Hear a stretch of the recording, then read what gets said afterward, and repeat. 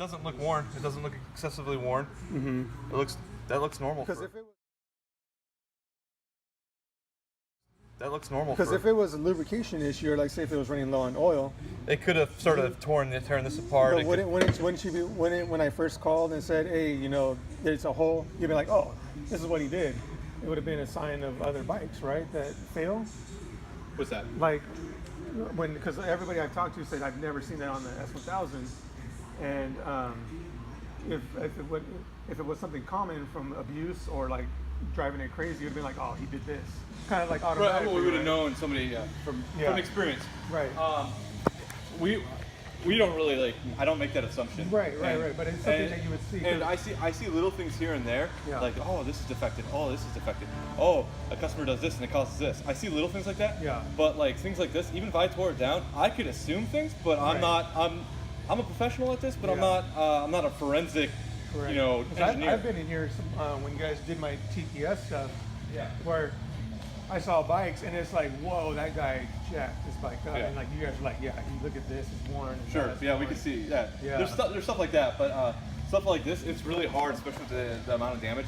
Yeah. You got to be like an engineer to know what exactly what it was to. At least that's my opinion. You gotta be really experienced with this. Now, where's the screws that hold in the crank, or I'm sorry, the bottom end of that? Well, that's all in the motor. That's all still down there. So you just took off the head. We just took the head off because we wanted to get a good visual down there. Yeah. First off, number one, warranty or not warranty, the whole lower is done. Yes. It's garbage. It's grenaded. Right. That would cost a lot more money to tear that motor apart. Right. Number two, this right here is like $3,000, not including the valves and everything. So we're trying to see if this was salvageable. Yeah. If anything, and no, it's not. No, yeah. So that's the other side with the cam is right on. So. And it's ruined because of this right here. Well, the seats are probably. You see how the seat's going to be damaged there? Oh yeah. Yeah, unless you know somebody that can fix and recut seats and clean that up, that's nothing. Right. It's the seats. And the valves and the guides. But these are all recessed, stuck down right now because of where the stroke's at or something. Yeah, but I mean, you look at everything. Yeah. There's no unusual signs of wear on any of the followers. So the camshaft, this rides on these. But yeah, it's this. So I just gotta call that guy and go to court if I have to, or. Yeah, do what you need to do. I can't tell you what to do, but try to fight it. Try to talk. You know, be nice with them. Try to be level. Yeah. And then see what they say. So the question is just ask him. They might just salvage it at that point, though. I think they can. So yeah. At that point, the questions were, how did the other pistons look, or what was it? You can ask them, but then they might tell you that you might have to pay for the teardown. What was the questions though in order? For you to ask? Yeah. I would want to know. Well, for you, I would want to know what do the other journals, the crank journals look like. Okay. If they're all perfect, that means that one failed. But that doesn't mean, like I said, if the only way it would be lack of lubrication is if that was the last one to get oil. If that's the first one to get oil and the other ones look perfect, there's no case. There's no case. It's fix my motor. Right. Yeah. Okay. But that's because I read that.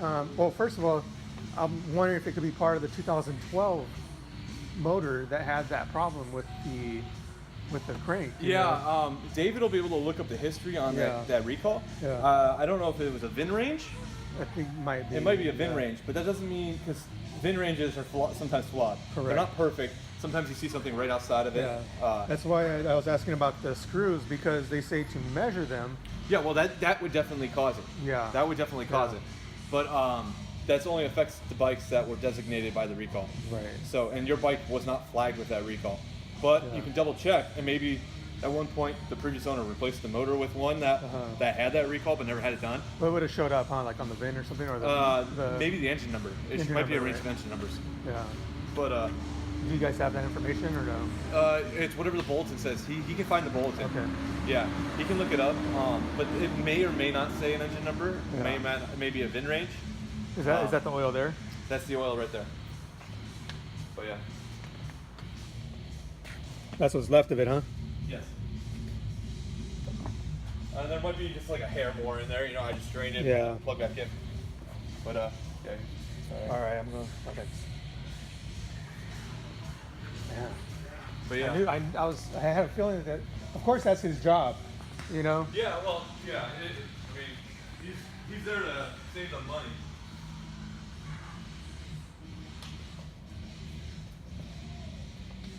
But everything else looks good from like the one that's all the way down.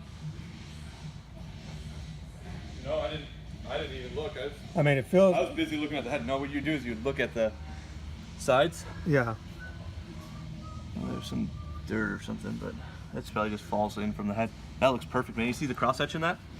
I'm sorry. Oh, where they bored it? Yeah. Where they honed it? Yeah. Yeah. That looks brand new on that one. Yeah. Yeah. That's where. So, and it's possible that it's just the piston skirt seized, and that would connect the rod, throw the rod. Piston rod, if it starts to the piston rod, the skirt starts to collapse, and it starts to seize, and then it starts to knock, and then once it knocks and it turns sideways, hits the valves, and the rod goes. What causes that? Just the piston skirt failing. Yeah, but you gotta really on this point. Yeah. With kind of how he's saying it, I mean, pretty much you gotta look at the other cylinders and you gotta find the oil flow chart for it. But yeah, because I can see the bore marks where they honed it. Yeah, but if you take it apart and the other ones look like crap, they're gonna be like, no. Mm-hmm. What would have to be? What would be bad? The skirt, the sleeves, or the rods? It could be either, because the skirts could be a lack of lubrication too, because they're supposed to be lubed with oil. But you can see if there'll be some scoring if they start to seize. But can you tell? Can you see that from here or no? No, not really. No, not at all. And I can't turn it the motor. Right. I guess it's got to come out completely and take apart, and you got to look at everything and inspect it then. But yeah, really you got to look at the connecting rod journals, the little bearings on them, the bushings or whatever you call them. Yeah, so that you got to look at the pistons, you got to look at the cylinders, you got to look at the journals at this point. Yeah. Okay. All right, and I guess I'll get a receipt from when I bought those tires too, because I bought them used in Chula Vista. Yeah, so if I was you, the first thing I'd do is... The tires don't have anything to do with it. I just thought it was something to do with it. I mean, you can, but tires have nothing to do with how the motor runs. Yeah. I mean, unless they're trying to use that as an indicator of how you run the bike. Something like that. Yeah. Well, that's what they're trying to do. Because like racing typically voids a warranty on us too. Right. Which I've never done once, so. Okay, so the claim was denied because they were saying that the failure was due to lack of lubrication.